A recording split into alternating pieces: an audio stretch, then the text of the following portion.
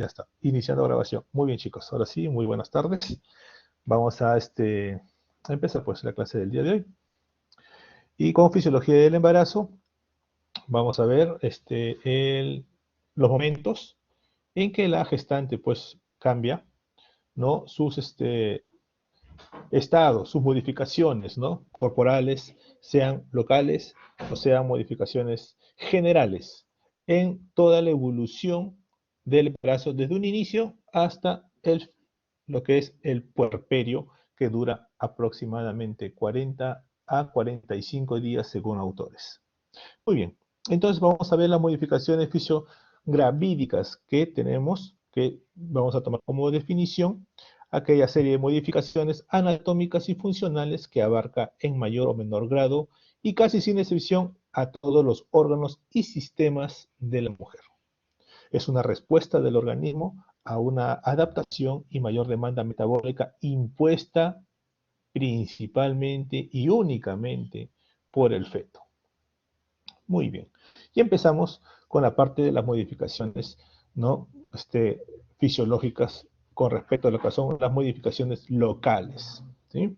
Las modificaciones locales de la paciente, ¿no? Que inicia, pues, prácticamente, ¿no? La gestación. Y vamos a encontrar dentro de estas modificaciones locales, pues, ¿no? Los cambios que pueden existir ectoscópicamente, ¿no? Cuando vamos a examinar y de repente quizás haciendo nuestra anamnesis también. Y vamos a encontrar los cambios con respecto a las mamas, vamos a encontrar cambios en la pared abdominal, cambios en los ovarios, en la parte ¿no? de los genitales internos, ovarios, útero, también la parte de los genitales externos, como la parte de la vagina, la parte de la vulva, ¿no? Que predominan los procesos de hipertrofia, predominan los procesos, pues, de hiperplasia, congestión e inhibición, ¿no? Llámese inhibición, obviamente, a los cambios de la musculatura, elasticidad, ¿no? Trofismo, ¿no? De diversos, ¿no? Estructuras de la mujer. Y en la parte, pues, obviamente, de las mamas, vamos a ver, pues, ¿no? Ciertos cambios, ¿no? Va a haber un aumento del volumen de las mamas, ¿sí? Va a haber una hipertrofia, ¿no? De las mamas, un aumento del volumen que generalmente se va a producir después de la segunda semana, ¿sí? Perdón, del segundo mes. Después del segundo mes vamos a evidenciar el aumento del volumen de las mamas. Asimismo, vamos a evidenciar pues grietas, ¿no? Grietas. Y la hiperpigmentación también se va a de la areola necesariamente y del pezón, ¿sí? Entonces vamos a ver una hiperpigmentación de los pezones que se tornan grandes, se tornan eréctiles, se tornan hiperpigmentados debido a la CPH y a la melanocorticoide, ¿no? Así es. Entonces, asimismo, obviamente que este aumento de volumen o esta hipertrofia de volumen de las mamas también se va a elevar por la producción, ¿no? Por la aparición de las glándulas, pues, mamarias, ¿no? Dada por la progesterona y los conductos canaliculares, dado por los estrógenos. Asimismo, vamos a ver que alrededor de la areola se va a encontrar unas pequeñas elevaciones, unas pequeñas protuberancias, ¿sí? Que se denominan los tubérculos de ¿no? Los tubérculos de Montgomery, ¿sí? Así es, los tubérculos de Montgomery, no es Morgagni, es tubérculos de Montgomery, ¿ya? Hay una pequeño error de escritura. Ok, los tubérculos de Montgomery. Asimismo, vamos a ver una congestión vascular, ¿sí? Una congestión vascular a nivel periférico de la mama, que se va hacia el tórax, y eso viene a ser la aparición de la red venosa de Haller, ¿ya? Entonces tenemos hipertrofia, aumento de volumen, tenemos las grietas, ¿no? Por aumento de volumen de las mamas, tenemos la hiperpigmentación de la areola y el pezón, tenemos la aparición de tubérculos de Morgagni y tenemos la congestión vascular, ¿no? De la mama, producto aparición de la red venosa de Haller, ¿no? Unas venas que se va como arañas a nivel de la parte superior de la mama hacia el tórax. Y la aparición, asimismo, después de la sexta, octava semana de gestación, de una secreción blanco-amarillenta, que generalmente a veces la paciente, ¿no? Gestante tiende a comprimir, apretar, aplastar a la parte del pezón y sale una secreción blanquecina, amarillenta, como suero, y se denomina calostro, ¿sí? Que se pueden presentar en muchos estados, no necesariamente en la gravidez, ¿no? Cuando hay también problemas de hiperprolactinemia o problemas de prolactina elevada o problemas de tumoraciones en la silla turca, puede Doctor, haberse estos tipos de... ¿Perdón? disculpe, ¿qué es calostro?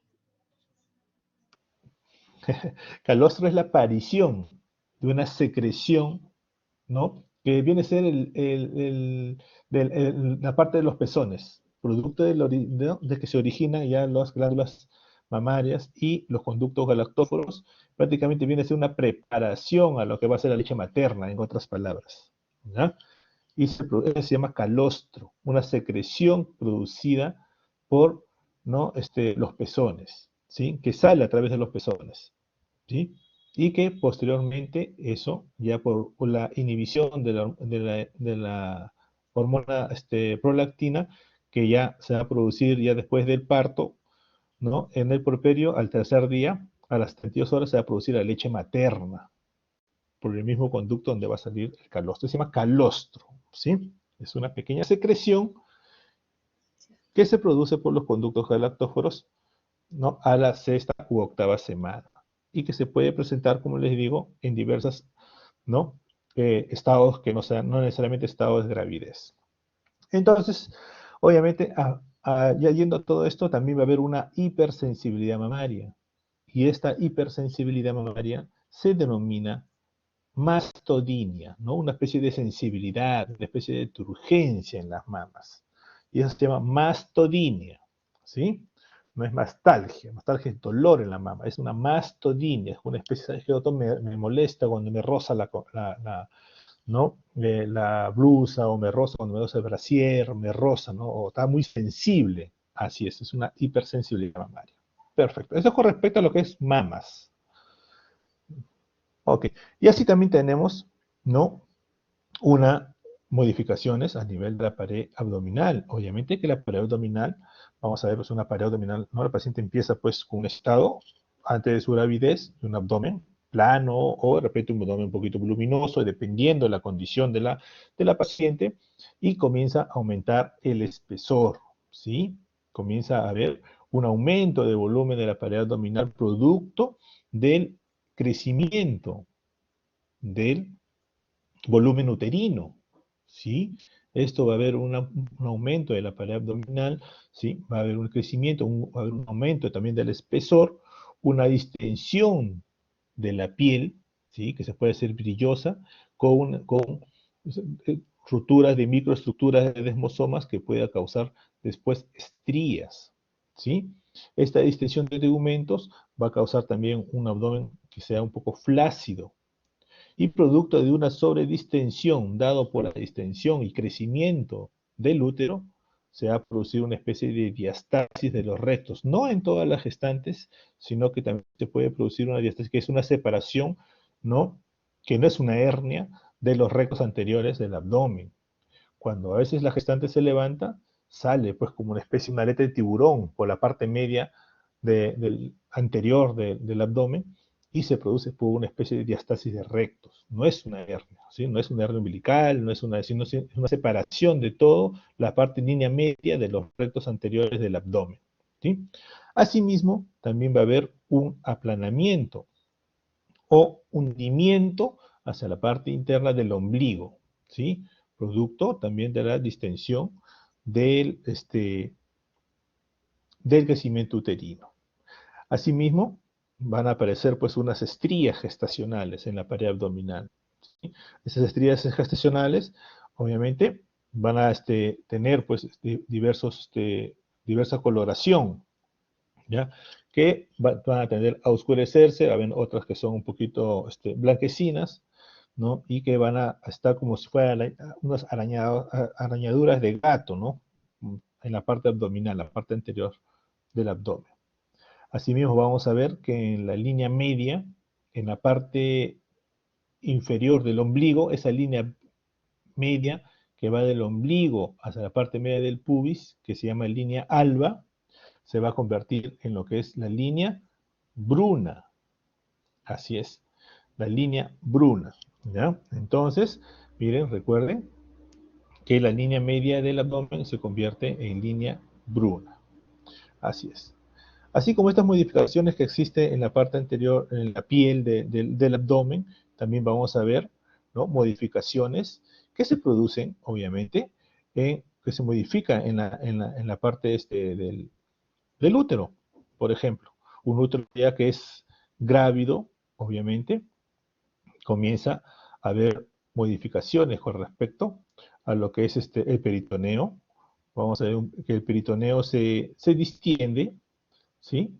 Va a haber una hipertrofia del peritoneo, va el miometrio, que es el músculo del útero, también se hipertrofia y se hiperplasia, ¿sí? Recuerden que el músculo tiene 3 capas musculares, una capa externa, ansiforme, una capa media, plexiforme, y una capa interna, ¿sí?, en la cual está recubierto por el endometrio y la cual también sufre una transformación, ¿no?, con respecto a su caduca basal cuando se implanta ¿no?, el embrión. Cuando se implanta el saco, comienza a haber cambios y modificaciones, pues, estructurales, ¿no?, en la decidua. Asimismo, recuerden que este útero es un músculo, es un órgano interno de la cavidad pélvica.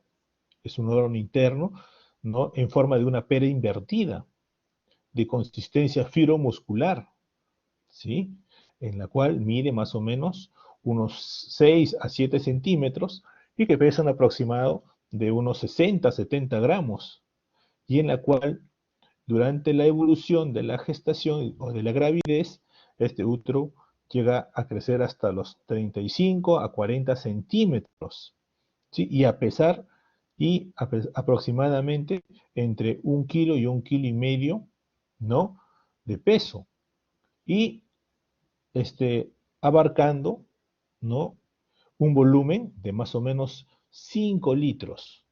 Así es. Entonces, miren la capacidad y la dimensión en que se puede incrementar el tamaño uterino. Entonces, miren, va a haber un aumento de volumen, va a aumentar su capacidad, también aumenta, las dimensiones también, obviamente, crecen de 35 a 40 centímetros, ¿no?, y llega a pesar entre 1 kilo a 1,5 kilos. Y el espesor de la pared, o sea, el miómetro, llega hasta un grosor de 3 centímetros a nivel fúndico y adelgazarse a nivel del segmento, ¿no?, a nivel más o menos 1 centímetro. El cambio de su forma, como les mencionaba, ¿no?, como es un útero en forma de una pera invertida, una forma ovoidal, se hace una forma ovoidea, como un globo gigante. Consistencia, un inicio es fibromuscular y se hace blanda o pastosa cuando el útero comienza a aumentar de volumen.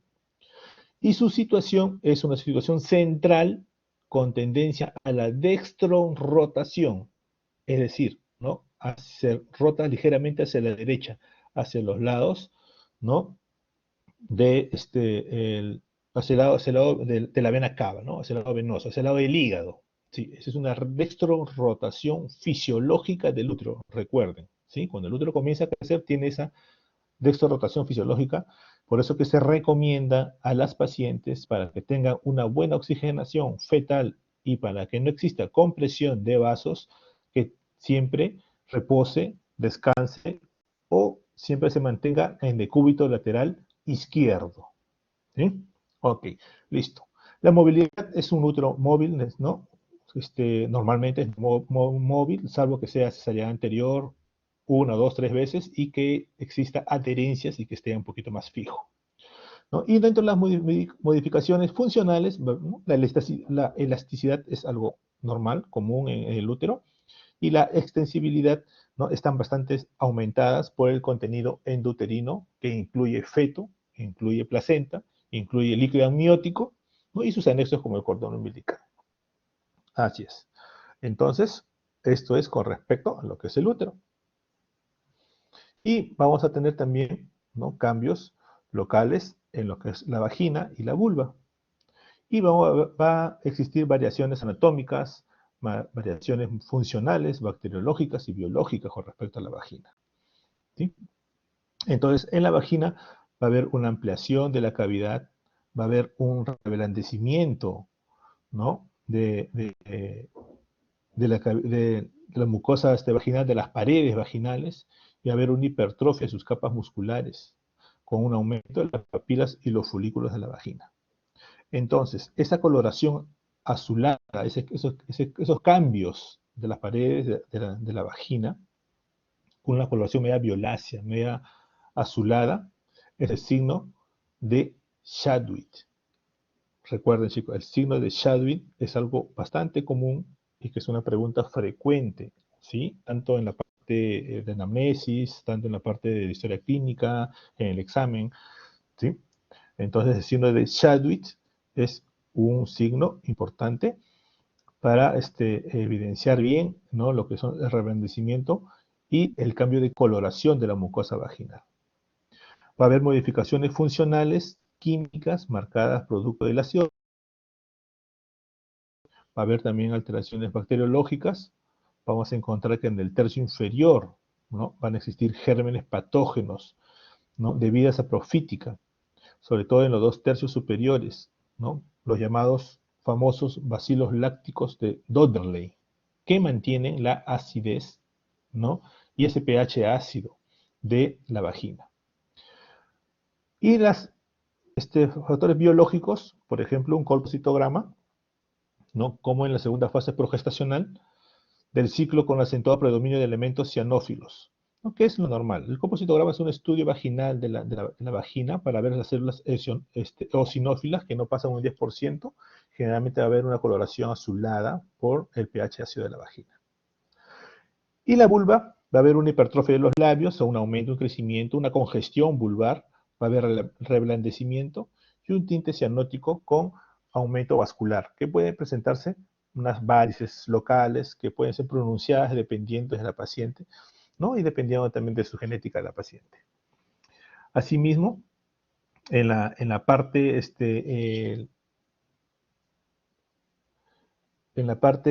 del cuello uterino, vamos a encontrar también una cianosis y un reblandecimiento, ¿no?, del cuello. Recuerden que a este signo lo llaman signo de Gödel, ¿sí? El signo de Gödel. Entonces vamos a tener 2 signos importantes, uno que es la coloración azulada de la vagina, de la mucosa vaginal, el signo de Chadwick, y vamos a encontrar una cianosis o una coloración azulada del cuello uterino con el signo de, ¿no?, de Gödel. Así es. Y de ahí vamos a pasar a lo que es las modificaciones generales, ¿no?, que ya ven a ser los cambios de órganos y sistemas, ¿no?, empezando desde el aspecto general de la actitud, la marcha, el peso corporal, la temperatura basal corporal, ¿no?, los cambios respiratorios, digestivos que pueden existir durante toda esta gestación, toda la gravidez.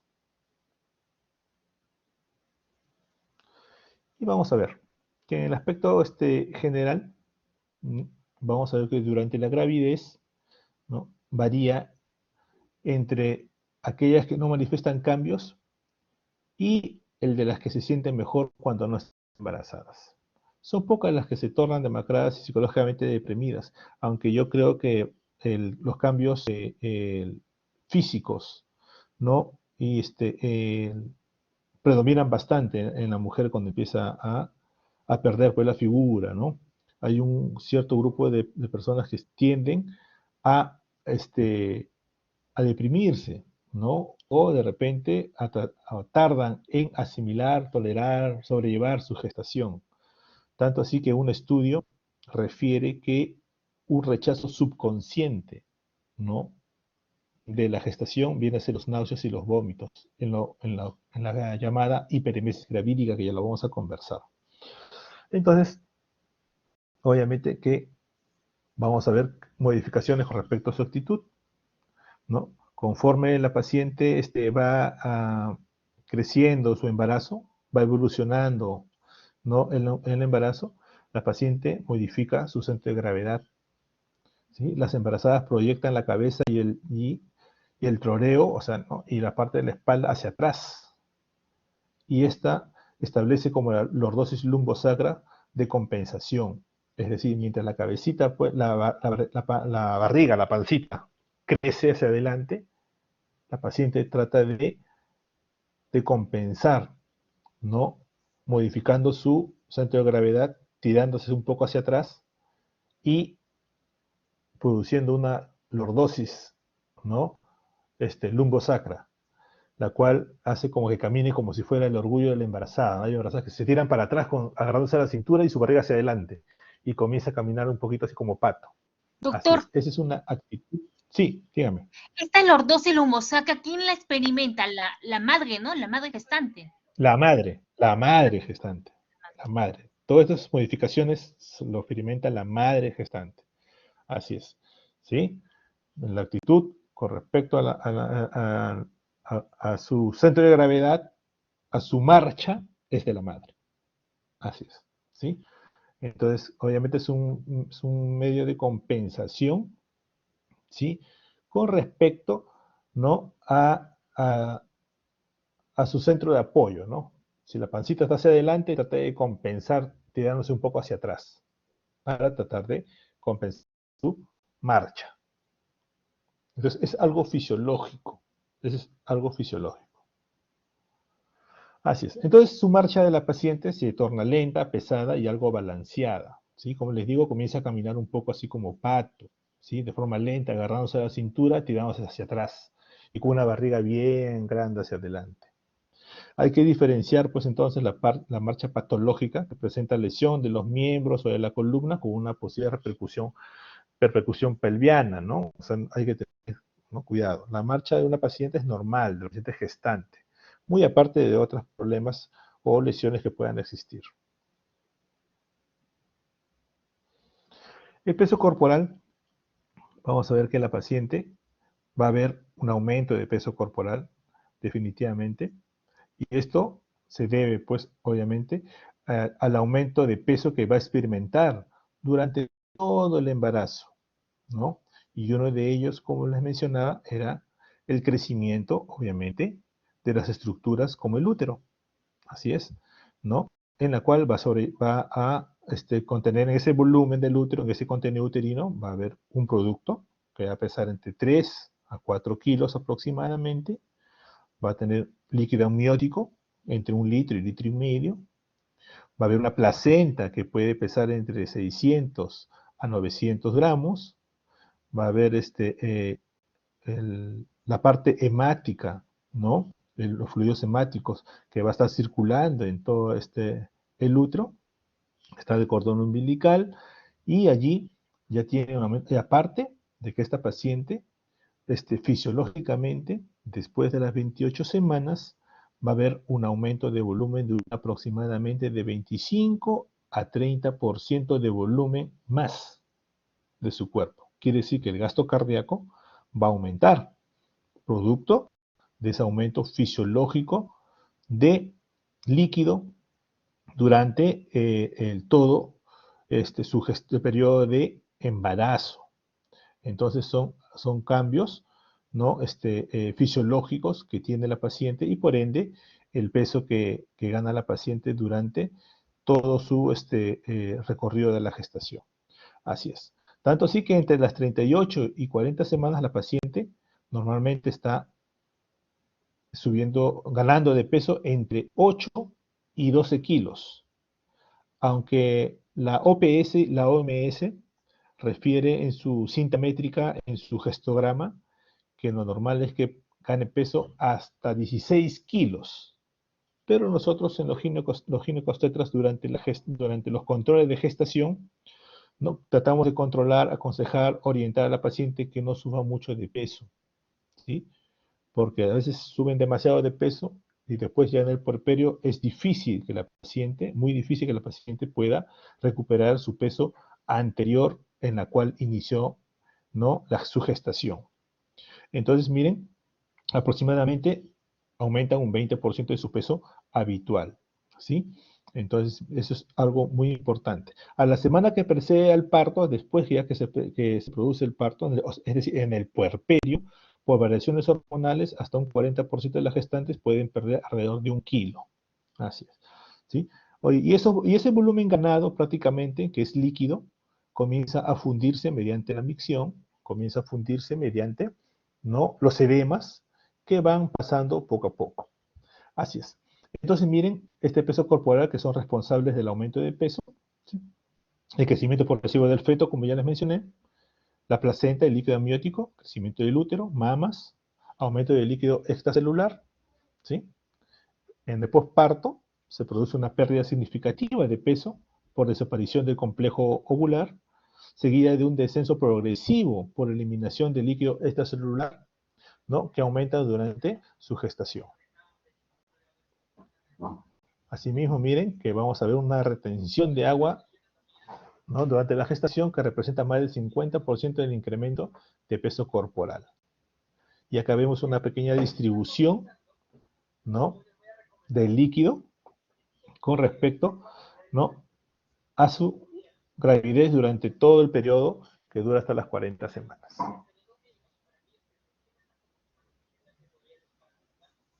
Asimismo, la retención de agua, que es dado por los estrógenos, ¿no?, el edema que se presenta pues, en los miembros inferiores, y recuerden que el edema de la paciente que se presenta en los miembros inferiores, el edema fisiológico, viene a ser, ¿no?, malleolar, pretibial, generalmente por debajo de la rodilla. ¿Ya? Hay pacientes que ya después en el segundo trimestre comienzan a presentar cierto aumento de volumen de los miembros inferiores, sobre todo de los pies, cuando comienzan a trajinar. Entonces lo normal es que esta paciente se levante normal y durante el día, ¿no?, durante el día, cuando comienza a trajinar, comienza a haber un aumento de volumen de la parte de los malleolos, la parte tibial, o la parte de los pies, ¿no?, en la cual la paciente refiere pues, aumento de volumen y que cede con el reposo, es decir, va a descansar y amanece normal. Es el edema fisiológico, porque el edema patológico es un edema en la cual la paciente no tiene un aumento de volumen que se presenta durante el día y que va por arriba de la rodilla y que puede aumentar en los muslos, mano, cara, y que no cede con el reposo. Entonces, este edema ya no es fisiológico, es un edema patológico, en la cual tiene que ver ya con otras patologías, sobre todo con los problemas hipertensivos del embarazo, las famosas preeclampsias, ¿no?, eclampsias, ¿no?, y que pueden conllevar pues a problemas ya generales, como ya los problemas de proteínas, problemas de endotelio, donde ya cuando lleven la clase de hipertensión inducida por el embarazo, van a comprender bien la fisiopatología de esta patología que se presenta en la gestante. Ok, entonces, los miembros inferiores va a haber un aumento, que ya les mencioné, un aumento un edema fisiológico, ¿sí?, como consecuencia de los factores locales y la retención hídrica generalizada, ¿no?, que es común observar el edema en los miembros inferiores. Y el edema que vemos generalmente es malleolar pretibial. Lo ideal es que la paciente registre un peso entre 1,5 kilos y 2 kilos mensuales, ¿sí?, por mes. Y tener en cuenta siempre que esta paciente, ahora que vamos a hablar de hiperemesis gravídica, encontrar una baja de peso, producto de las náuseas y vómitos fisiológicas del embarazo, que se presentan hasta el cuarto mes, 16, 18 semanas, y que tienden a bajar de peso, la cual comienza a recuperarla después del quinto mes. Y de allí es recomendable que esta paciente suba entre 1 kilo, kilo y medio, máximo 2 kilos por mes, no más, ¿no?, para evitar problemas de toxemia, toxemia es problemas hipertensivos del embarazo, preeclampsia en otras palabras, ¿sí?, y evitar, pues, ¿no?, repercusiones de obesidad, problemas de resistencia a la insulina, problemas de diabetes gestacional y otros problemas que puedan, ¿no?, ocasionar morbilidad a la gestante. Bien.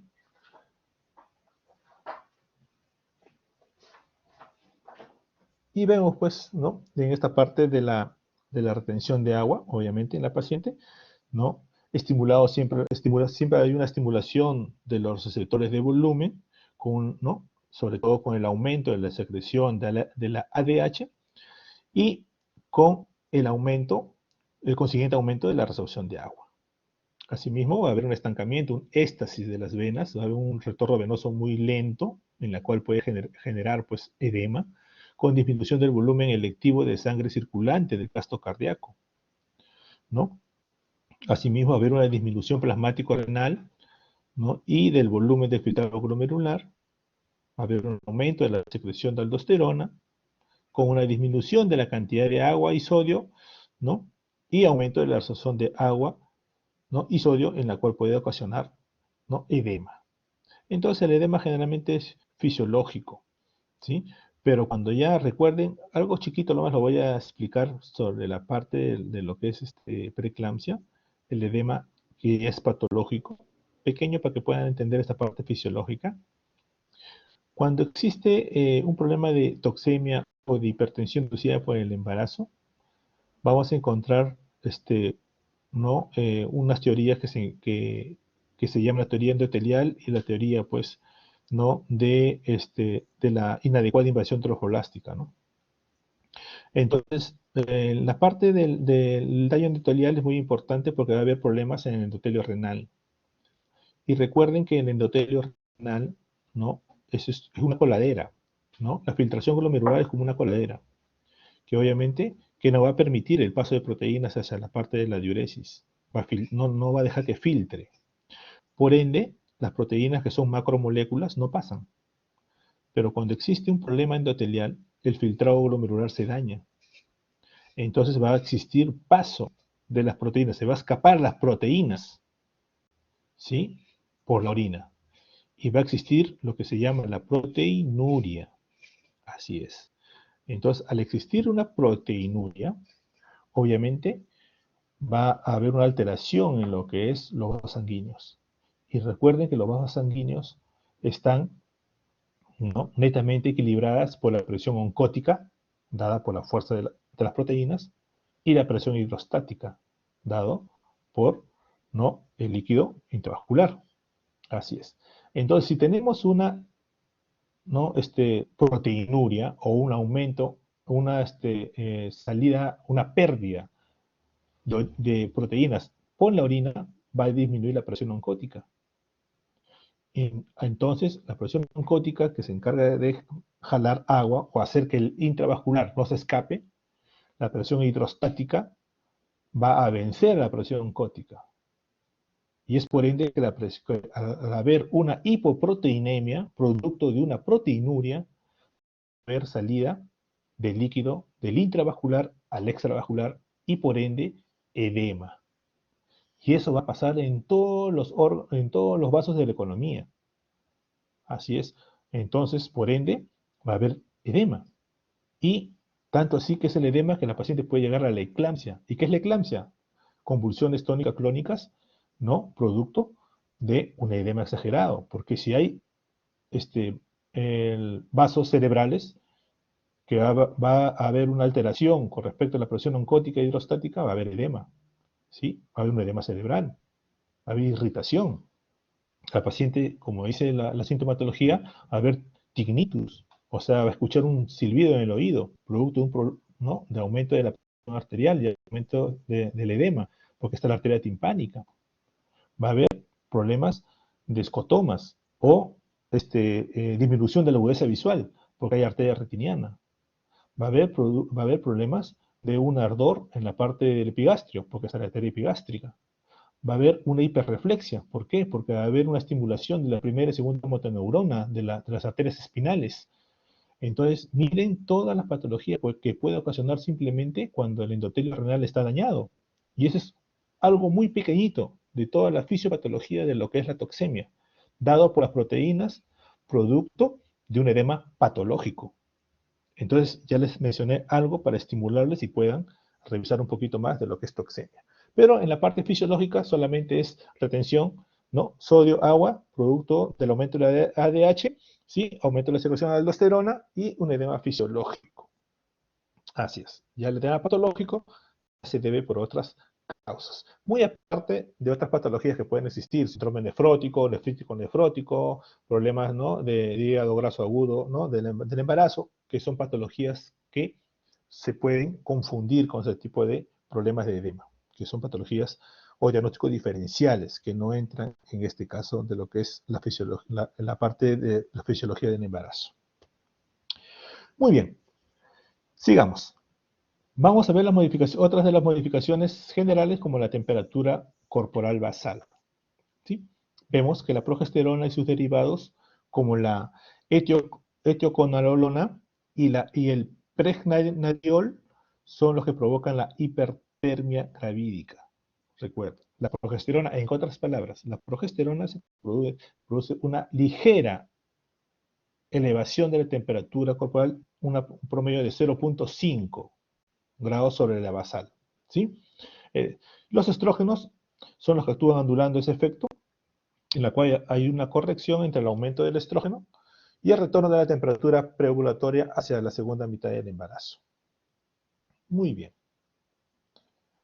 Asimismo, continuamos con los problemas, con las modificaciones de la piel, que ya hemos mencionado algo con respecto a lo que es el abdomen, con respecto a sus estrías, también, obviamente, parte de la piel de las mamas, con respecto a la red venosa de Haller, ¿sí? Y vamos a seguir con esta descripción, profundizando un poquito más. Muy bien. Y vamos a ver que la piel se hiperpigmenta, ¿sí? Acentuándose en los tegumentos, ¿no? Es el fenómeno más notable, tan habitual en la gravidez, o sea, es muy común que llegue a ser parte de un diagnóstico, ¿sí?, que obedece a lo que es la hormona, la melanocito estimulante, ¿no?, junto con la adenocorticotropa, que es la CTH. Así es. Entonces, obviamente que dentro de la que es, en la parte de las modificaciones, en las causas, deben haber revisado ya en su práctica, en las causas eh, presuntivas, probables y de certeza de embarazo, hay ciertos signos, ¿no? Yo presumo que está embarazada, probablemente está embarazada, tengo la certeza que sí está embarazada. Entonces, esto es parte de, ¿no? Pues nosotros podemos presumir, ¿no? Perdón, ¿no? Podemos ver que probablemente está embarazada.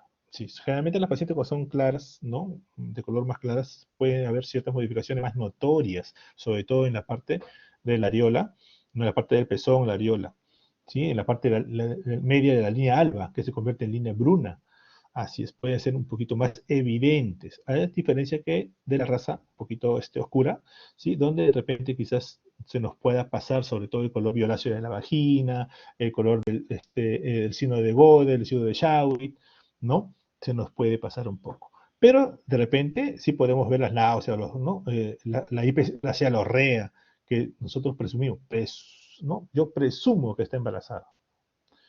Probablemente esté embarazada y de certeza cuando de repente ya tenga pues toques partes fetales, escuche latidos cardíacos fetales o tengo una ecografía y tengo la certeza que está embarazada. Entonces tengan mucho cuidado, chicos, que es en la práctica es pregunta de examen. ¿Ya? Muy bien. Entonces miren que la descripción topográfica va a ver lo importante en la carita de la paciente gestante después más o menos, después de las 16 semanas, 17 semanas, comienza a haber una especie de hiperpigmentación malar, como si fuera el signo de los pacientes que ustedes están campeones en lo que es clínicas, ¿no? La parte de lo del lupus eritematoso sistémico, esa hiperpigmentación, ¿no? Un tanto rojiza, en ala mariposa de la parte molar, algo parecido es en la gestante, en la parte de pómulo, nariz, labio superior, lo que llamamos el cloasma, ¿sí? El cloasma. Entonces, hiperpigmentación fisiológica, ¿no? Como lunares, manchados, pecas a nivel de los pómulos a la nariz, cloasma. Así, chicos, no se les vaya a pasar en el examen, ¿sí? Muy bien, perfecto. En el pecho, obviamente, en la parte del tórax, recuerden, va a estar la red venosa de Haller, va a estar los tubercos de Montgomery, la hiperpigmentación de la areola, ¿no? Y bueno, pues por allí también, como le mencionaba, agregando la secreción de calostro, que no tiene nada que ver con modificaciones de la piel. Asimismo, va a haber ciertas grietas, ¿no? O estrías, lo que le llamamos, las estrías, ¿sí? En la parte de la piel, que son ¿no? Producto de la sobredistensión de la piel con la rotura microscópica de desmosomas y que causa, pues, ¿no? Cambios de coloración, ¿no? En la parte no superficial de la piel. Muy bien. La línea media que ya les mencioné y los órganos genitales que también ya les mencioné. Y después de esto, obviamente, comienza a involucionar después del parto, durante el puerperio que dura un aproximado de 45 días. Muy bien. Sigamos aquí, como ya les mencionaba, la aparición de estrías, ¿sí? Va a haber unas estrías recientes, las que son rosas congestivas y a la vez pigmentadas, y unas antiguas, ¿no? Las que deben sí tener miedo bastante a la parte femenina, sí, y las antiguas que son blancas y nacaradas, que son prácticamente las que le va a perdurar a la paciente después del estado, ¿no? De la gravidez. O sea, ya prácticamente la paciente que ya es mamá, que tiene un hijo o sus hijos, tienen estas estrías, ¿no? Que generalmente se parecen en aquellas pacientes que son gorditas y después bajan de peso bruscamente, así se presenta. Entonces, obviamente que esto, como les decía, es por la hiperextensión, por la elasticidad, ruptura de desmosomas y obviamente, ¿no? Lesiones, pues, en la parte de la piel. Asimismo, tenemos también, ¿no?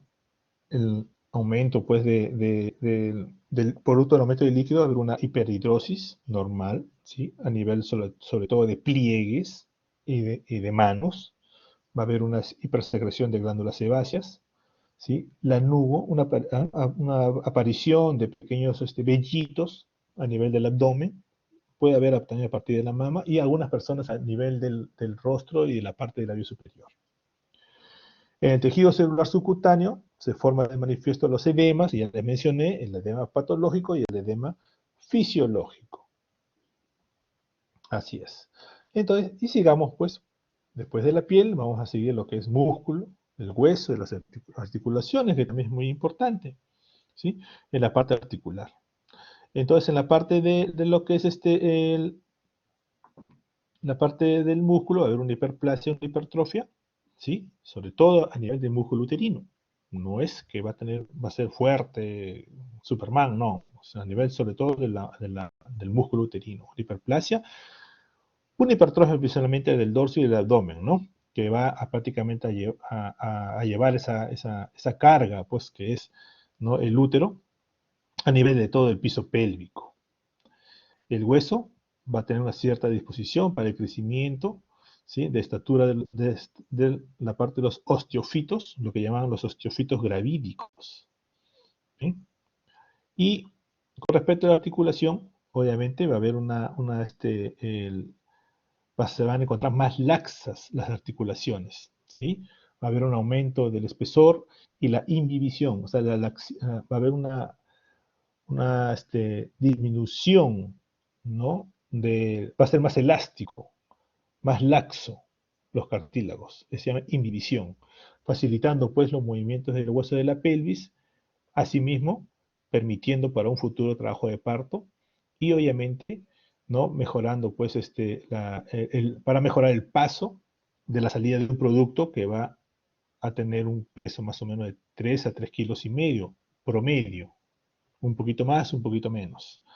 Entonces, esta inhibición va a tener una mayor movilidad de las estructuras sacroiliacas, sacrococcígeas y púbicas, ¿no?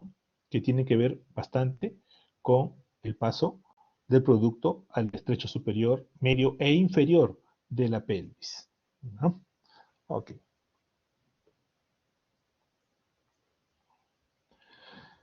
Pasamos a lo que es las modificaciones hematológicas, ¿sí?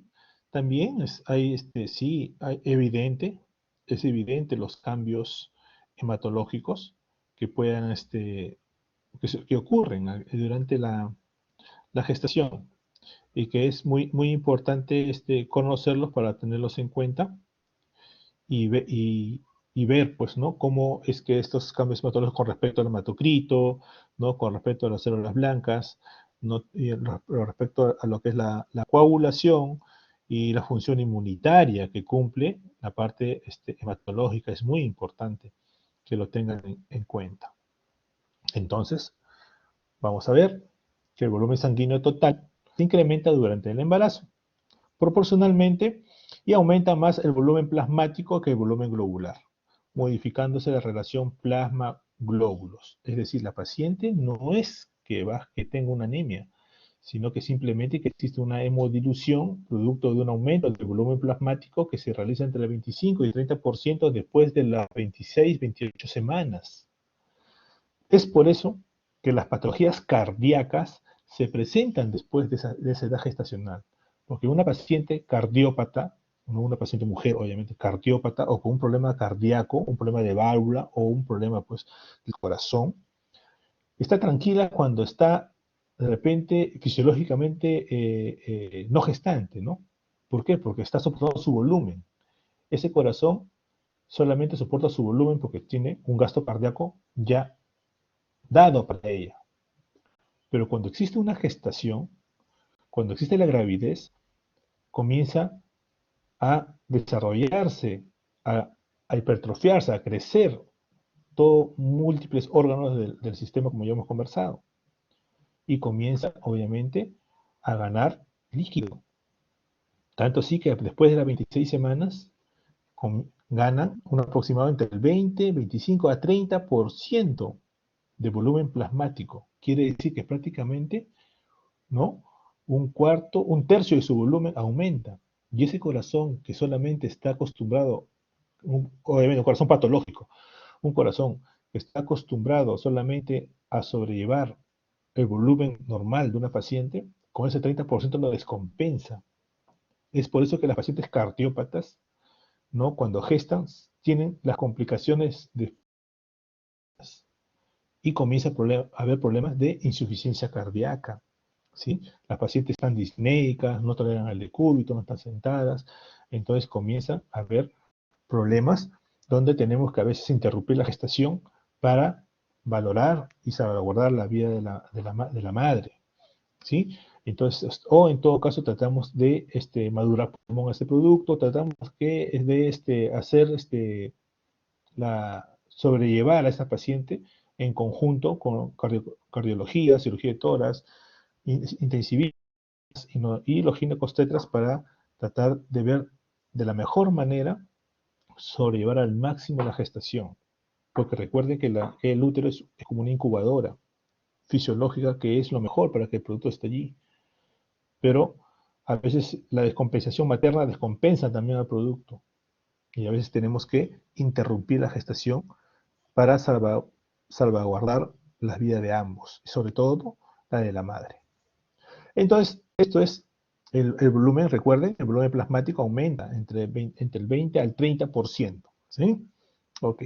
Entonces, esta hemodilución, va a haber una hemodilución donde la concentración, pues obviamente del hematocrito, de la hemoglobina va a disminuir, ¿sí? ¿No? Porque disminuye por esa hemodilución y se agrega más plasma que eritrocitos, ¿sí? A la circulación materna. Entonces comienza a elevarse a partir de las 10 semanas y su pico máximo es, como les digo, a partir de las 28 semanas, ¿sí? Su pico máximo es a partir de las 28 semanas y se mantiene durante toda la gestación.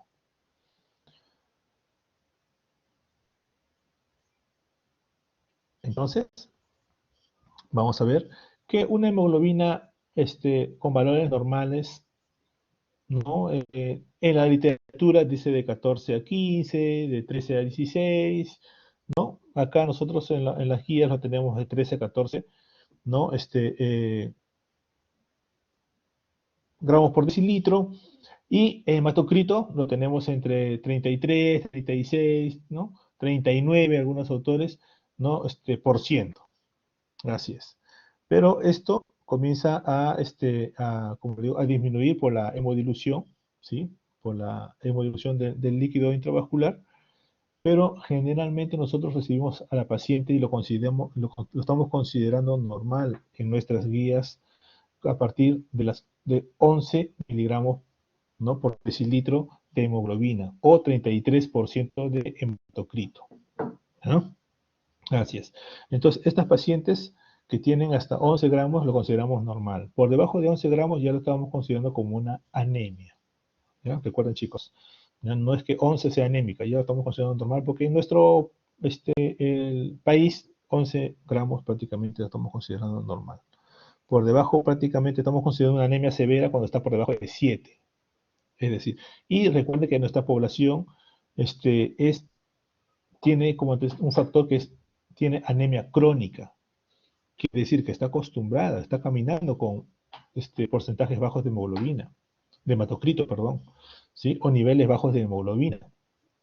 Entonces, esta paciente que a veces está con 7, está compensada porque es crónica y bueno, pues, ¿no? Está caminando normal. Entonces hay que tener cuidado con estos tipos de pacientes, ¿no? Hay pacientes que están tolerando, están con 8 hematocrito de hemoglobina, tratamos de compensarla un poco para que pueda tolerar el trabajo de parto o la cesárea, ¿sí? Porque la cesárea nos piden mínimo 10, ¿sí? 10 gramos por decilitro nos pide como mínimo. Así es, para que pueda tolerar un trabajo de parto o una cesárea. Así es. Entonces, vamos a ver que los valores normales también de glóbulos blancos, ¿no? Va a ir de 7000, ¿sí? Por milímetro cúbico y que puede alcanzar valores hasta 11000 y que durante el puerperio pueden llegar a valores hasta de 15.000 a 18.000 por milímetro cúbico sin ser un problema séptico ni un problema infeccioso, sino viene a ser, ¿no? El aumento fisiológico de la serie blanca, perdón, de la serie blanca, ¿sí? La serie blanca durante el parto y puerperio. Asimismo, vamos a ver que los niveles de aminoácidos son menores durante el embarazo, ¿sí? Por eso que el consumo de proteínas es muy importante. La reducción de proteínas también se debe a una fracción albúmina y una ligera caída de la globulina luego de las primeras semanas de puerperio, en las cuales ya retorna a sus valores normales. Asimismo, va a haber una disminución lenta en el tercer trimestre de la creatinina por el aumento del filtrado glomerular, ¿sí?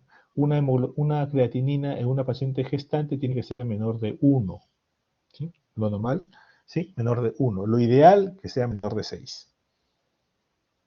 Cuando la creatinina comienza a aumentar, a ser mayor de 1, ya tenemos que tener cuidado o alerta que esta paciente puede estar con problemas de filtrado glomerular, sobre todo con problemas de toxemia o de preeclampsia, ¿sí? Mucho cuidado. La urea se defiende entre 7 y 8 miligramos por decilitro, valores normales entre 10.8 durante la gestación, ¿sí? Y esto se debe a un aumento del metabolismo, ¿no? Así es, eso se debe a un aumento del metabolismo con respecto, ¿no? a una mayor hidratación y una mayor filtrado renal, ¿no? Sobre todo. Con respecto a lo que son la glucosa en ayunas, tener mucho cuidado, ¿sí? Disminuye con el embarazo y va a aumentar ligeramente después, ¿no? Del almuerzo. O sea, en las tardes postprandiales hay un ligero aumento, pero en las mañanas va a haber una ligera disminución, ¿no? En el embarazo. Por ende, a veces los productos tienden a disminuir su movimiento. Recuerden que el feto, ¿no? Se mueve dependiendo, dependiendo de su estado nutricional o también su estado de energía. Así es. Tanto así que las madres en ayunas o las madres hipoglicémicas, el producto responde con cierta quietud, ¿sí? Responde con cierta quietud en las cuales deja de, ahorran energía, en otras palabras, ¿no? No se mueven, están dormidos. Como cualquier... Sí, perdón. ¿Es cierto que durante el embarazo la madre debe comer por 2? Debe comer normal. Debe comer normal. Así es. La madre debe comer normal, porque la energía que se produce va a ser para ambos. Sí, sí, no es que deba comer el doble. No, no, no. La ración es normal. Así es, ¿no? Es más, debemos evitar también el tipo de ración. Menos carbohidratos, ¿sí? Más proteína, más calorías, ¿sí? Pero menos carbohidratos, menos harinas, menos pan, ¿ya? Menos contenidos que tengan mucho azúcar, como el chocolate, ¿no? Pasteles, tortas, y las grasas de cadena larga, ¿no? O saturadas, como de repente los Kentucky, las comidas chatarras, ¿no? Y todo lo que es harina, para evitar los problemas, ¿sí? De aumento de sobrepeso y los problemas de hiperglicemia. Entonces hay que tener mucho cuidado, ¿sí? La dieta es muy importante, pero debe tener una dieta saludable. Recuerden que ahora los esquemas de nutrición han cambiado, ¿no? El plato tiene que ser la mitad ensalada, ¿no? La tercera parte tiene que ser prácticamente alguna menestra, y la otra tercera parte un poco de carne. Eso ha cambiado ese plato nutricional COVID a nivel, así es. La mitad del plato debe ser ensalada, pero cambiar esos hábitos son bastante difíciles. Pero la paciente gestante debe comer normal. Claro que tiene sus antojos, todo, pero recuerden que todo en exceso no es bueno, y todo en defecto tampoco es bueno. O sea, decir a una paciente gestante, este, no camine, es malo, y decir a la paciente gestante, camine, corra, también no es bueno. Entonces hay que tratar de mantener, ¿no?, en un promedio normal que la paciente pueda realizar, ¿no? Así es. Simplemente orientar a la paciente y realizarle la orientación y consejería, ¿no? Que viene en esa parte, en la cual ya incluye, pues, ¿no?, los signos de alarma, los signos nutricionales, ¿no? Y cualquier otra duda que pueda tener a la paciente. Hoy en tiempos de COVID ya no se está haciendo lo que es la psicoprofilaxis, se ha dejado, obviamente, por lo que es por evitar, pues, la aglomeración, ¿sí? Se ha dejado de hacer la psicoprofilaxis. Las orientaciones que se hacían en grupo, charlas, tampoco se están haciendo, así que obviamente tratamos de mantener o acostumbrarnos de alguna u otra manera este tiempo, ¿no? Que estamos un poquito difíciles, y que ojalá se siga manteniendo así y siga pasando estas cosas. Pero para eso están las otras herramientas que tenemos, como la orientación virtual, las teleconferencias, las charlas, ¿no? Y las otras tecnologías que estamos utilizando, y ganando más experiencia día a día, ¿no? Con este tema de lo que es el COVID. Muy bien. Los lípidos totales no tienen mayor repercusión en las gestantes, ¿sí? Sus niveles de la paciente, solamente mantener, como le digo, una dieta saludable. La fosfatasa alcalina, ¿no? Sobre todo la fosfatasa sérica, tiende una elevación que suele generalmente duplicarse, pero suelen ser normales, producto de la gestación, ¿ya? Y producto también del aumento, ¿no? El aumento con respecto a lo que es el trabajo que puede realizar el hígado, ¿no? Pues tiende a elevar ligeramente sus valores. Los electrolitos séricos disminuyen su concentración, tan igual como la hemoglobina, producto de la hemodilución, ¿no? O la disminución de la concentración por aumento del volumen plasmático. Este es un cuadrito a grosso modo de lo que hemos mencionado, ¿sí? Solamente para cultura general nada más, donde vemos los niveles de los diferentes electrolitos en las pacientes embarazadas y en las pacientes no embarazadas, ¿no? Así es. Entonces, vamos a ver, ¿no? Los diferentes tipos de electrolitos, ¿no?, que están pendientes en la parte en la función hematológica, ¿no? Donde no va a haber, pues, obviamente, un tipo de desequilibrio electrolítico que va a llevar a la descompensación materna. Simplemente hay una ligera variación con respecto al aumento del volumen plasmático. Todo esto se debe simplemente al aumento del volumen plasmático. En los cambios cardiovasculares es muy importante, como ya les mencioné, tener en cuenta, ¿no? Debido a lo que obviamente va a haber el corazón debe bombear un poquito más producto del aumento de volumen. Es decir, el gasto cardíaco va a aumentar definitivamente, ¿no? Pero en un inicio vamos a ver que el gasto cardíaco se mantiene normal, y va a haber una ligera vasodilatación, es más, en el primer trimestre.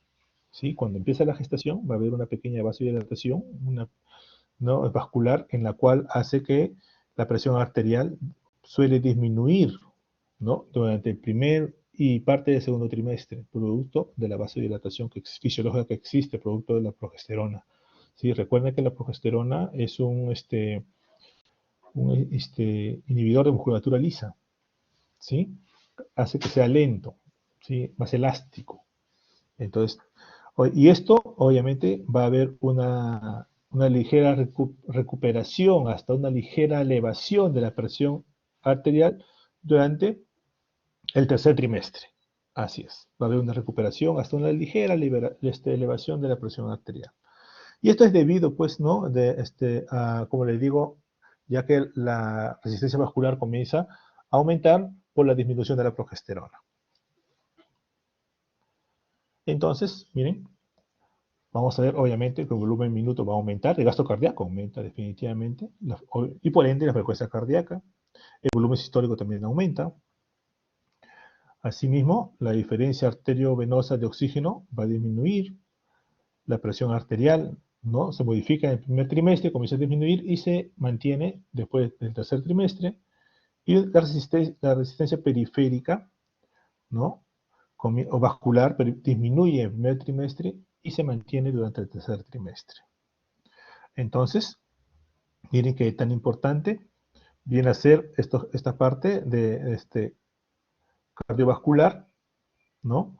Donde va a ser un cambio fisiológico importante, donde va a permitir pues, que la paciente gestante, ¿no? adopte o mantenga, ¿no? estable durante ese aumento de volumen de 20 a 30%. Entonces, este gasto cardíaco obviamente es un fenómeno pues, ¿no? de adaptación en la cual puede sufrir muchas alteraciones. ¿No? Recuerden que el abdomen va a tener un aumento de volumen, ¿sí? Y que puede tratar de modificarse, ¿no? Se va a modificar, el corazón se eleva ligeramente el diafragma, producto del aumento de volumen del útero, eleva ligeramente el diafragma y tira un poco el corazón hacia la izquierda, levanta ligeramente la punta del corazón, ligeramente, ¿sí? Que puede haber cierta repercusión con respecto a que cuando la paciente se ponga en decúbito dorsal, es decir, que la paciente se acueste. Por eso es que la paciente cuando está en el decúbito dorsal no tolera mucho el decúbito. Suelen dormir semisentadas o con dos almohadas ¿no? lateralizadas hacia el lado izquierdo, para que puedan tener mejor confort. ¿Sí? Así es. Entonces, dentro de este fenómeno vascular de compresión, puede haber pues lo que se llaman las lipotimias, los desmayos, los mareos. Recuerden que existen dos fenómenos importantes en la parte de compresión vascular, ¿sí? A manera de cultura general, se los voy a mencionar. Uno, que es el efecto, ¿sí?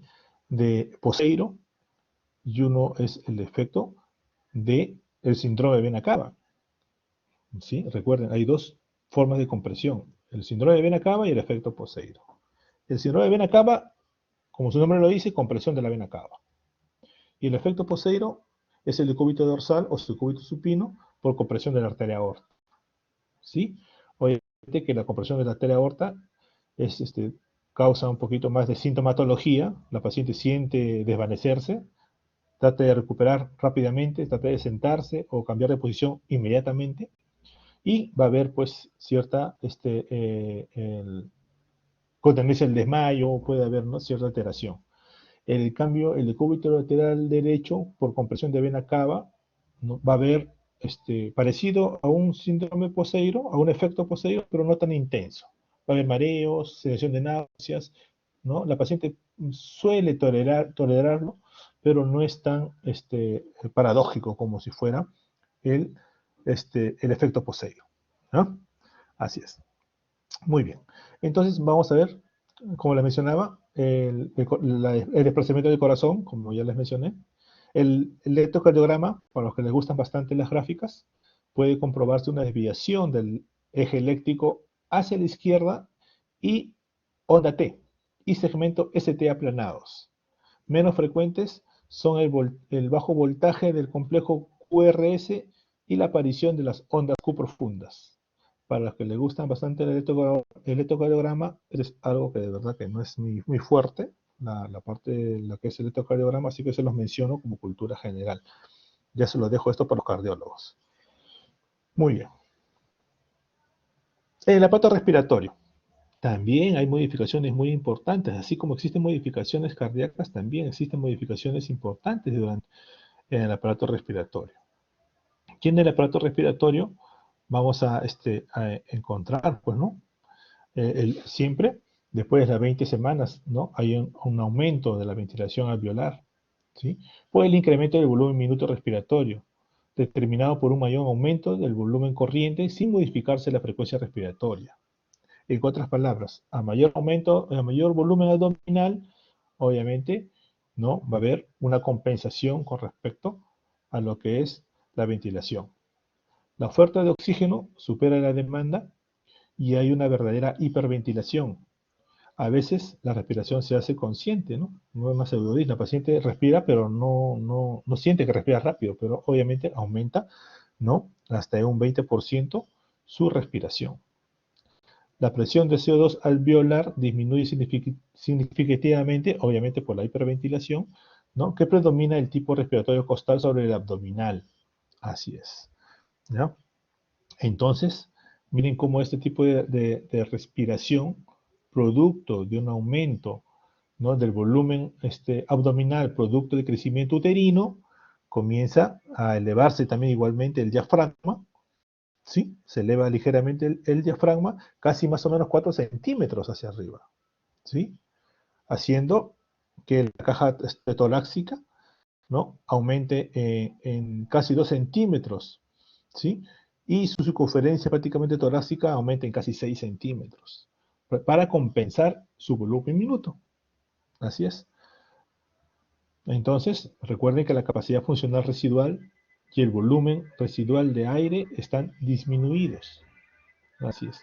Que se trata de compensar con la hiperventilación, ¿sí? La capacidad funcional residual y el volumen residual de aire están disminuidos y se trata de compensar, como mencioné, mediante la hiperventilación.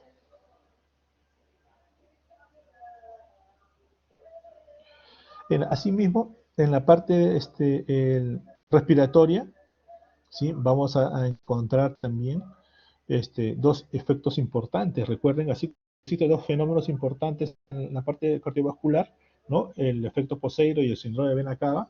Acá vamos a encontrar dos efectos importantes, como, ¿no? Ustedes lo recordarán, el efecto Aldán o Aldane y el efecto Bohr. Recuerden, en la parte respiratoria, fisiología. Así es. Donde vamos a ver, pues, que existe un consumo de oxígeno, ¿no? Vamos a ver que existe un consumo de oxígeno, va a haber un aumento de la ventilación pulmonar.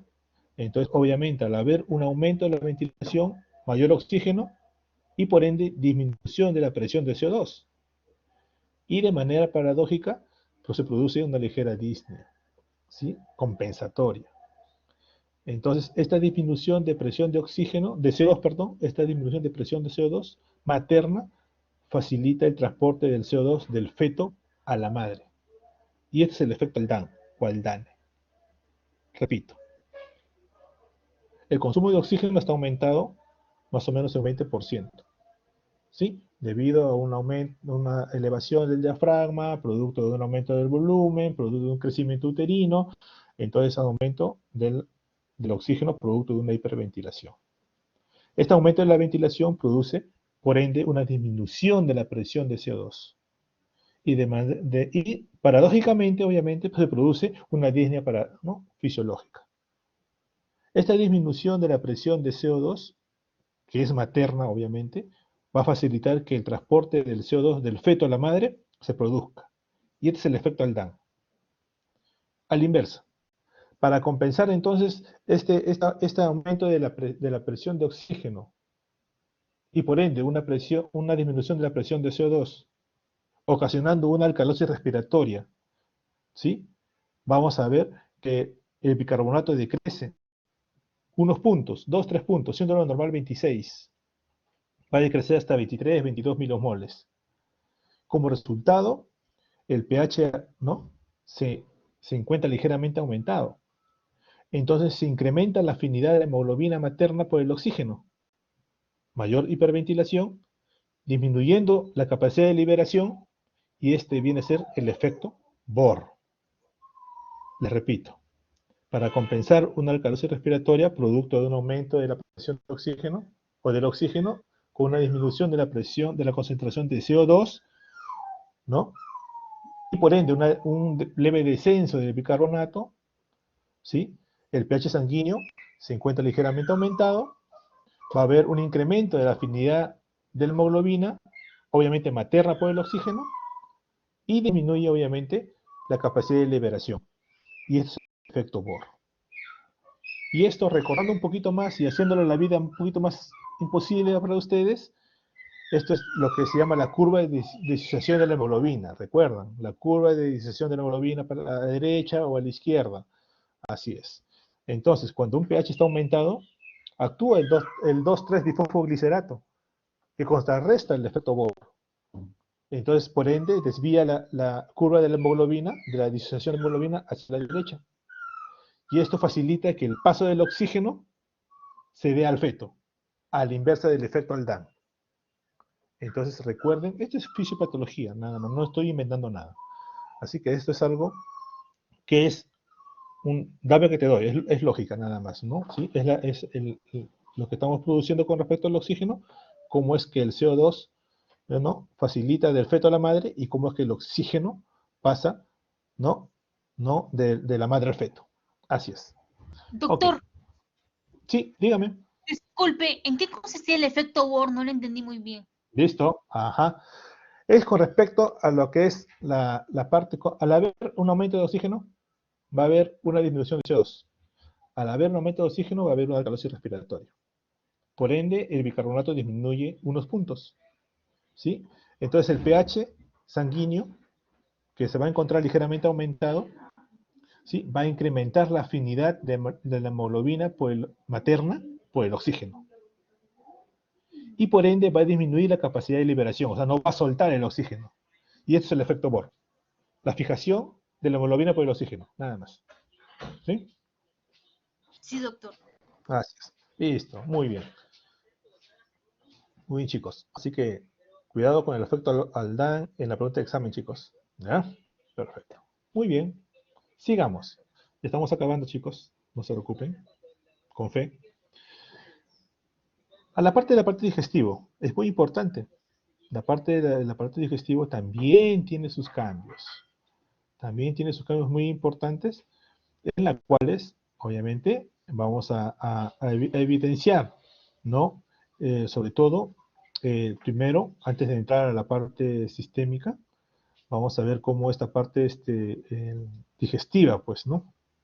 Vamos a ver cómo al inicio va a haber, pues, después de la sexta, séptima semana de gestación, vamos a evidenciar, ¿no? un remanso, una disminución, ¿no? una éstasis, una hipomotilidad sistémica de todo el organismo dado por la progesterona. La progesterona va a actuar sobre todo músculo liso, es el efecto relajador, ¿sí? Entonces todo va a estar lento. Entonces, si mi tránsito intestinal está lento, constipación, estreñimiento. Si mi vaciamiento gástrico está lento, llenura precoz. Si mis esfínteres, el esfínter esofágico inferior está relajado, vómitos, náuseas, pirosis. Entonces, miren cómo es la repercusión de la fisiopatológica de esta hormona sobre los diferentes órganos de musculatura lisa del organismo. Así es. Entonces, miren cómo, por eso que esta paciente que tiene náuseas, vómitos, tiene un dolor retroesternal, ¿no? Un dolor, me arde detrás del esternón, ¿no? Tengo, ¿no? Pirosis, ¿no? Bilis. ardor en la boca del estómago, o llenura precoz, ¿no? Náuseas, cialorrea, así es. Un pequeño grupo de personas también tiene una cierta congestión de las encías. Algunas como que les sale cierta como hiperplasia, no es hipertrofia, como hiperplasia, como que si les sale ciertas, como si fueran escobillitas pequeñas en la parte que se llaman épulis, ¿sí? Los épulis vienen a ser pues una especie de dilatación de los vasitos de la encía por congestión, ¿sí? Así es, por congestión vascular. Ajá. Entonces, esto es muy importante en la parte inicial de lo que es la parte bucofaringea, ¿no? Y retroesternal. Asimismo, pasamos a lo que es la parte, ahora sí, la parte de lo que es el hígado, ¿sí? Vamos a ver, un hígado pues que tiene una sobreactividad funcional. El hígado cumple una función muy importante, es muy importante, tanto en factores de la coagulación, en los problemas de la bilirrubina, en los problemas de las transaminasas, TGO-TGP, en los problemas de la deshidrogenasa láctica, en los problemas, ¿no? Acompañamiento de la vesícula biliar, en los conductos biliares con respecto al páncreas y todo eso. Miren que importante es el hígado, ¿no? Entonces aumenta la reserva de grasas, ¿no? Y produce la normalidad del metabolismo proteico e hidrocarbonado, incrementa, ¿no? Las funciones biligénicas, colesterolénicas, antitoxínicas, ¿sí? Y hemolíticas, ¿sí? Entonces protege, ¿sí? Eso prácticamente es lo que va a proteger al todo.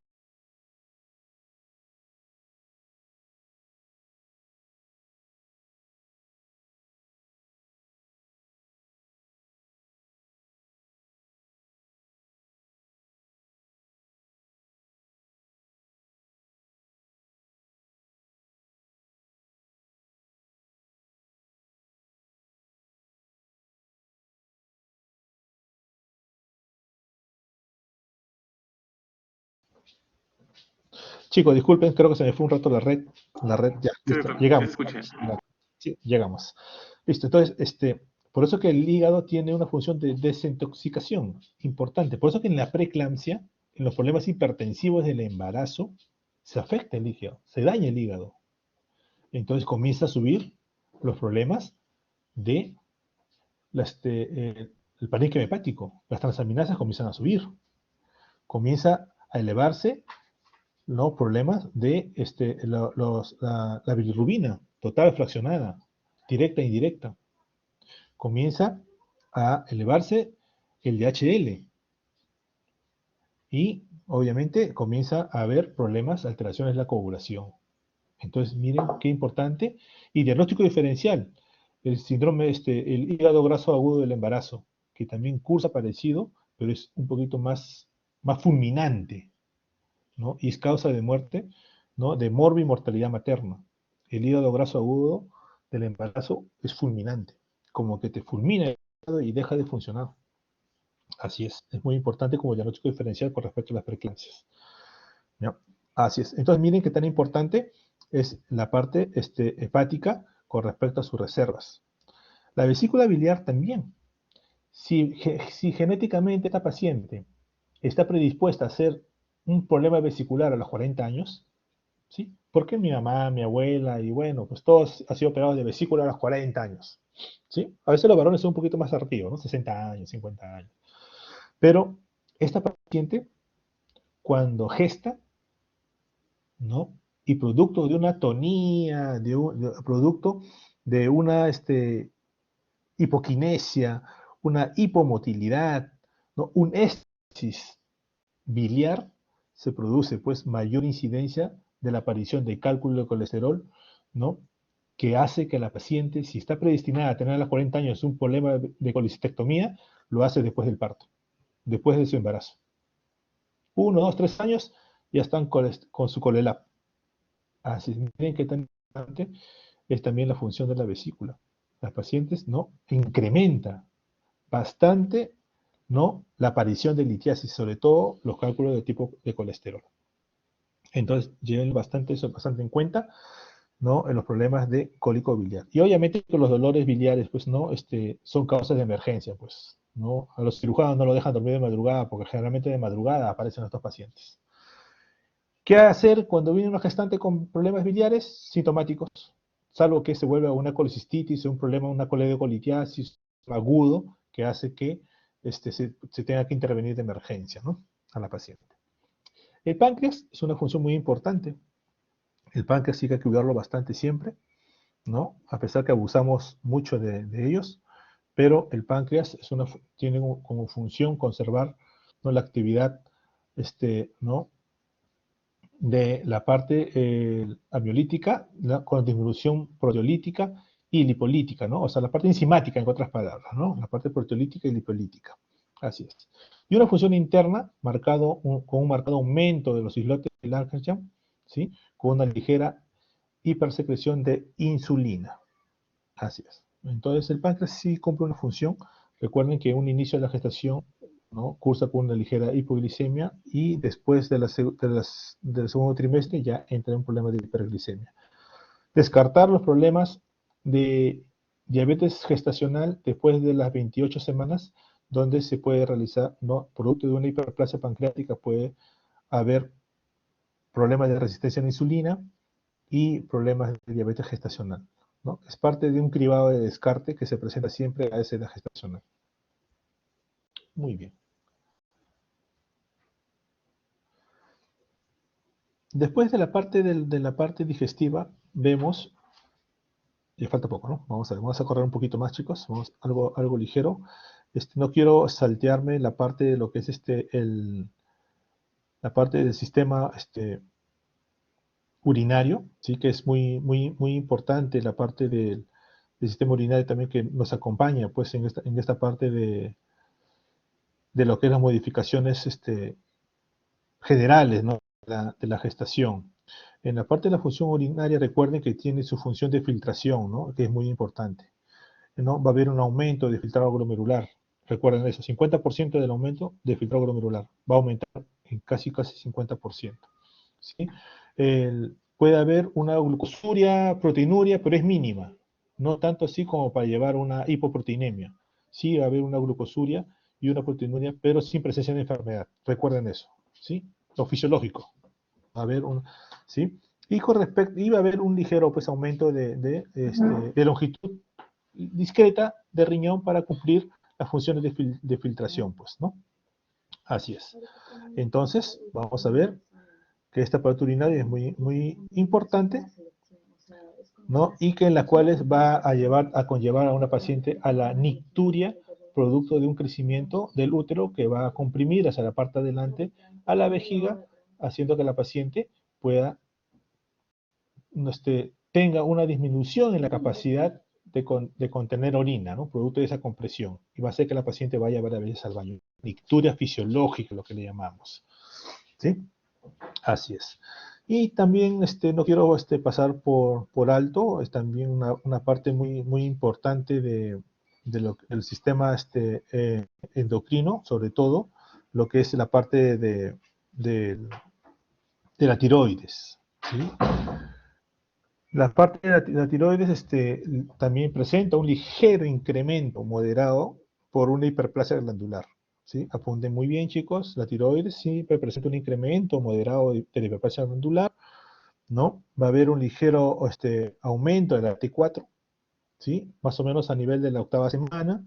También va a haber un aumento que es un poquito más pronunciado de la T3 a nivel de más o menos un aproximado de las 15, 18 semanas.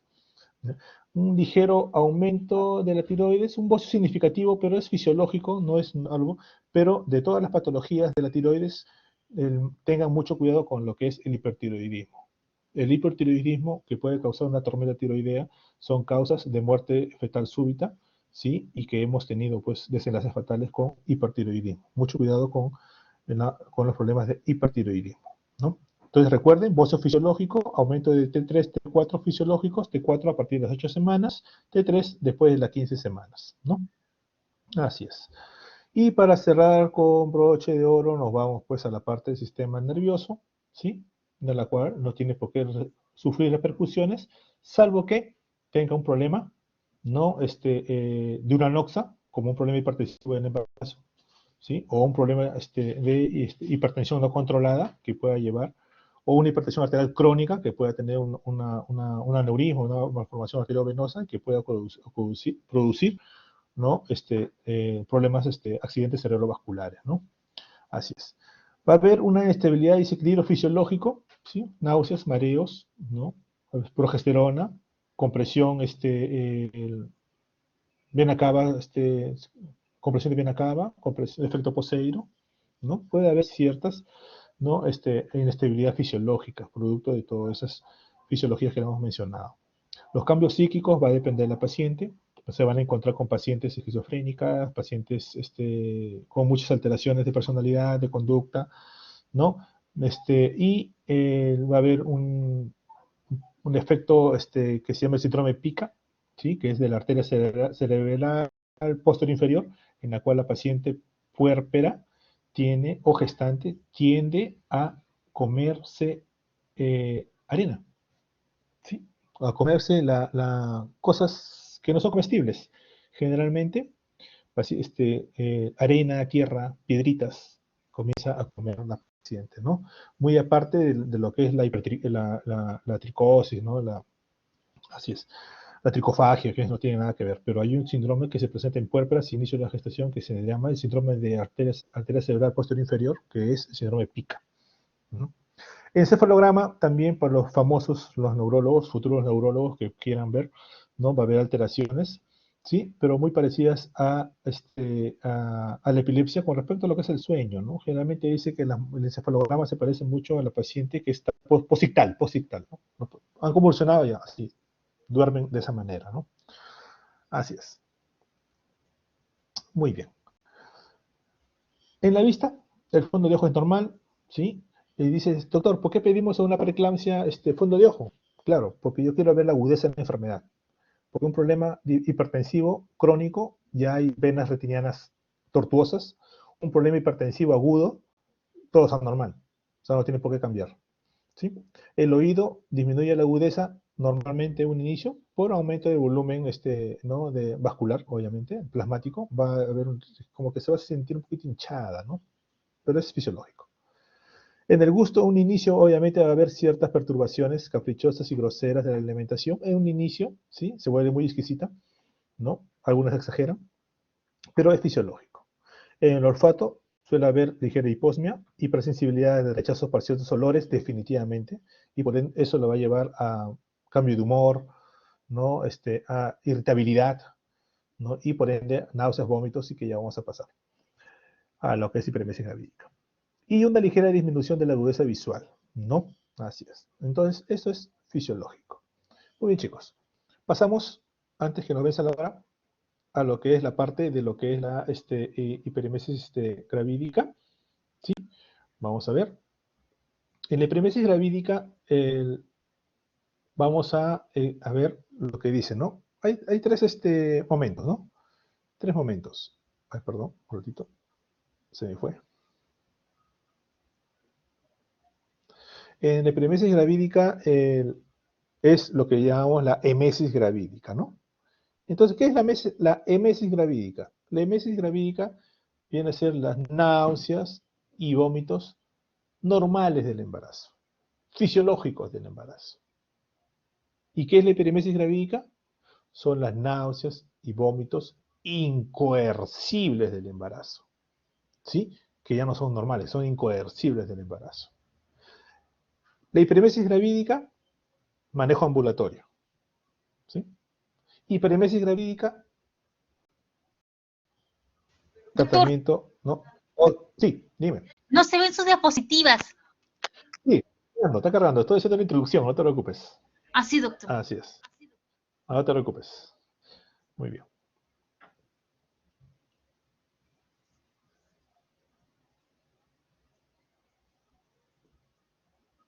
Listo, ahora sí. Entonces, como le decía, la emesis gravídica, náuseas y vómitos fisiológicos del embarazo. La hiperemesis gravídica, náuseas y vómitos incoercibles del embarazo y que necesita hospitalización, ¿sí? Algunos lo lo clasifican en estadio ABC, 1, 2, 3, leve, moderada, severa, o simplemente como emesis gravídica, hiperemesis gravídica e hiperemesis gravídica con compromiso multisistémico. Así es. Pero muy independiente de esto, la paciente empieza más después de la sexta semana y prácticamente termina después de 16 a 18 semanas. Un pequeño grupo persiste hasta las 20 semanas. Y otro pequeño grupo, casi muy mínimo, no persiste hasta las 32 semanas y algunas hasta el final del embarazo. Gracias. Entonces vemos que esta paciente, como le mencionaba, la hiperemesis gravídica, ¿no? Viene a ser pues las náuseas y vómitos incoercibles, persistentes del embarazo. Esta paciente llega a la consulta y te dice, ¿sabes qué, doctor? Tengo náuseas, ¿no? La ves con su bolsita de emoliente que está escupiendo, una cialorrea llena ahí en la bolsa, en su bolsita, ¿ya? Y, ¿cómo? Un ratito.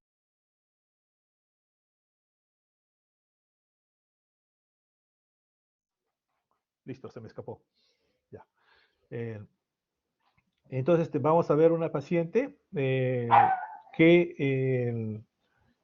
está pues bastante disgustada, comprometida, ¿no? Con el inicio de su gestación. ¿Sí? Chicos, un ratito voy a conectar mi cargador.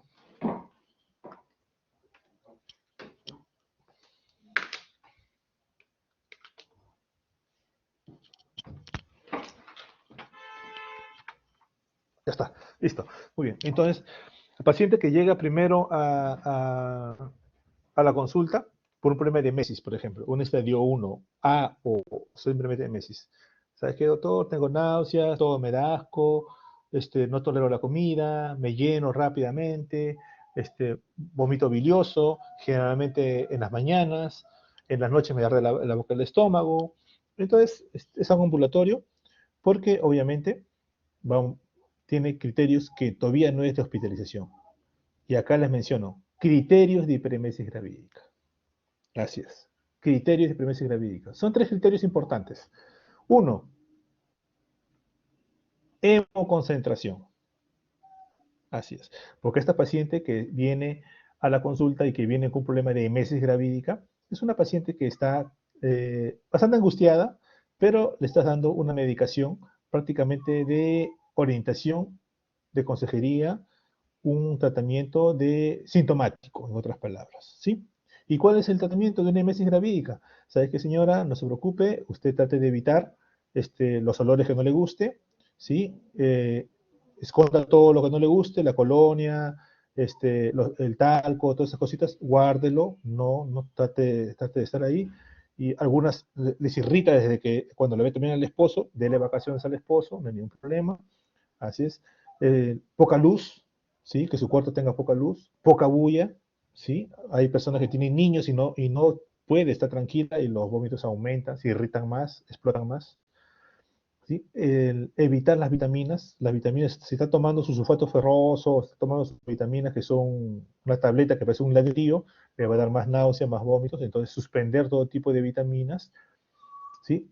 Comer solamente lo que le apetece, a veces vive con la abuelita, con la mamá, toma leche, toma esto, toma el otro, la mujer está que no le gusta nada, todo le va mal, y le están obligando a comer y lo vomita. Y eso causa mayor dolor retroesternal, mayor pirosis, mayor acidez, y eso lo afecta. Entonces, teniendo todas esas orientaciones y consejerías, obviamente la paciente, y le da de repente su grabolcito, su dimenhidrinato, 30 minutos antes de cada comida, y le das su caralfato, ¿no?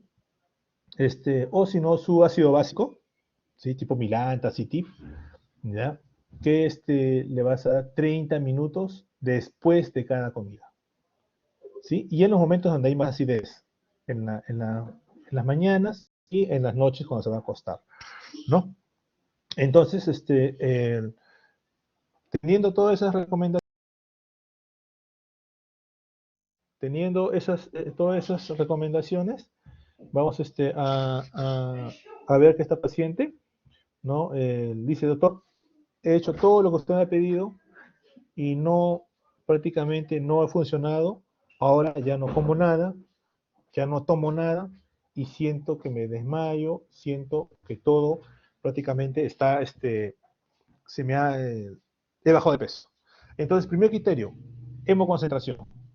Producto que ya no come, ya no ingesta líquido, entonces obviamente que la hemoglobina se concentra. Segundo criterio, baja ponderal de peso mayor al 5%. Tercer criterio, cuerpos cetónicos en orden. ¿Ya? Estos son los criterios prácticamente de una paciente que está con una hiperemesis gravídica. ¿Y qué factores puede ocasionar todo esto? Factores hormonales, el beta-HCG, factores alérgicos, cualquier otra comida que le pueda causar molestias, factores psicológicos, embarazos no planificados, factores sociales, estar sola, divorcios, ¿no? Separaciones conyugales, infecciones, una carie dental, una celulitis, inmunológicos, cualquier tipo de problema autoinmune que pueda ocasionar. Entonces, estos son los factores que son importantes y tener en cuenta. ¿Ya? Entonces, vamos a ver que esta paciente, ¿no? Va a tener, como le digo, toda la clínica que les he mencionado, los vómitos, ¿sí? Pues puede haber cierto dolor abdominal, pero a nivel de epigastrio, ¿sí? Va a haber hemoconcentración, recuerden los criterios. Después, las alteraciones electrolíticas vienen a aparecer después de todo esto. Si la paciente ya está hemoconcentrada, está no come, está deshidratada, ¿no? Está con baja ponderal de peso, está con cuerpos cetónicos en orina, y los cuerpos cetónicos en orina son tres: acetocetato, beta-5-hidroxibutirato y las cetonas, ¿sí? Entonces vemos que esta paciente está clasificada en el diagnóstico de hiperemesis gravídica. Luego, si no se trata adecuadamente, ya comienza a jalar ya los problemas de hiponatremia, hipopotasemia, hipocloremia por los problemas de los vómitos, hasta una alcalosis respiratoria. ¿Ya?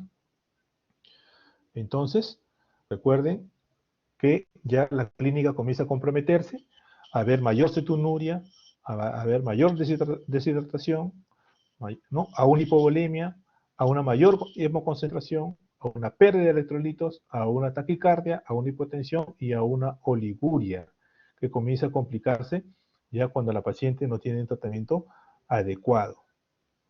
Entonces, comienza a alterarse y a haber alteraciones metabólicas como cetosis y la cetonuria. Así es.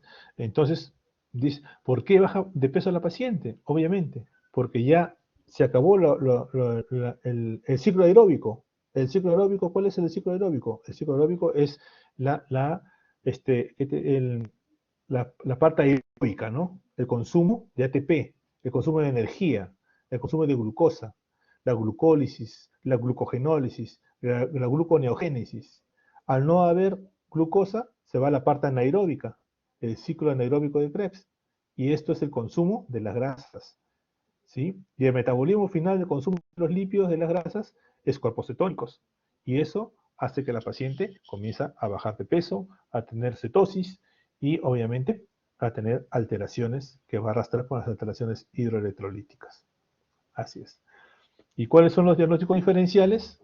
Tenemos la gastroenterocolitis, la colecistitis, colangitis, preguntas de examen, obstrucción biliar, hepatitis, pancreatitis, úlcera péptica, pielonefritis, disfunciones metabólicas, migraña, ¿no? Entre otras patologías, hasta una infección urinaria también, hasta esta la infección, la pielonefritis, ¿ya? Un problema de una tuberculosis cerebral, un tumor cerebral, edema cerebral, entonces también pueden ser problemas psiquiátricos, también pueden ser diagnóstico diferencial de todo lo que pueda producir vómitos, ¿no? Tratamiento para una paciente que está hospitalizada, tener mucho cuidado, primero dejarla, tratar de cumplir sus funciones, tratar de evitar nada por vía oral, es decir, evitar, ¿sí? Las comidas o todo lo que le está causando los vómitos, y tratar de que esta paciente, ¿sí? Tenga cubrir las calorías, lo que le falta, porque le falta es calorías. Darle dextrosa, ¿sí? Al 33%, hace que su dextrosa 5% sea más concentrada con ampollas del 33%, hidratarla también, ¿no? Darle antieméticos como el dimenhidrinato, 50 miligramos endovenoso cada 8 horas, un protector gástrico como la ranitidina de 50 miligramos cada 8 horas, ¿sí? Y darle apoyo emocional, interconsulta psiquiatría para ver si tiene algún problema, ¿no? de adaptación, interconsulta a gastroenterología para ver si hay un daño gástrico, ¿no? Y valorar de manera conjunta con otras especialidades si se presenta alguna otra eventualidad. Entonces, recuerden que los antiméticos como el dimenhidrinato y la ranitidina son de primera línea, ¿no? Así es. ¿Qué pasaría si esta paciente comienza a ir a menos? No prácticamente, no se soluciona, no se mejora con el tratamiento. Obviamente puede comprometer otros sistemas, como por ejemplo, puede haber úlceras, hematemesis, puede haber problemas neurológicos por déficit de vitaminas, sobre todo la B1, ¿sí? Tiamina, el síndrome de Wernicke-Korsakoff, así es, problemas neurológicos, problemas de sangrado del esófago, síndrome de Mallory-Weiss, ¿ya? Problemas de aspiración por neumonía, ruptura de vasos esofágicos, ¿sí? Problemas de insuficiencia renal o hepatorrenal por deshidratación, hijita, por problemas de deshidratación severa, puede llevar anuria, oligoanuria, ¿no? Oliguria, por problemas de deshidratación severa. Así es, chicos.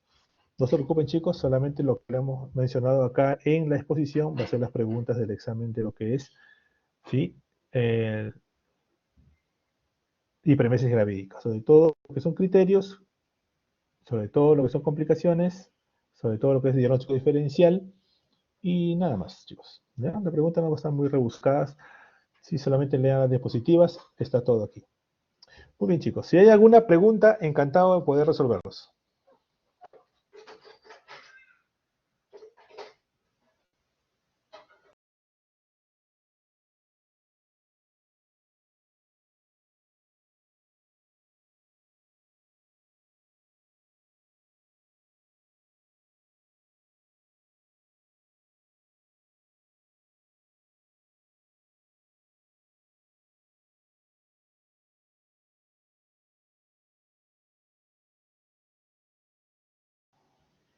Ok, chicos, entonces si no hay preguntas, la delegada me puede escribir su correo, ¿sí? Y para poder mandarle las diapositivas y que lo tengan en sus archivos para que así lo puedan poder ojear, leer. Muy bien, chicos, muchas gracias con ustedes. Sería hasta próximo. ¿Sí? Un abrazo, cuídense bastante, muchas gracias. Gracias, doctor. Hasta luego. Gracias, doctor. Gracias, doctor. Hasta luego. Hasta luego, chicos. Hasta luego, chicos. Gracias, doctor. Hasta luego, chicos. Hasta luego.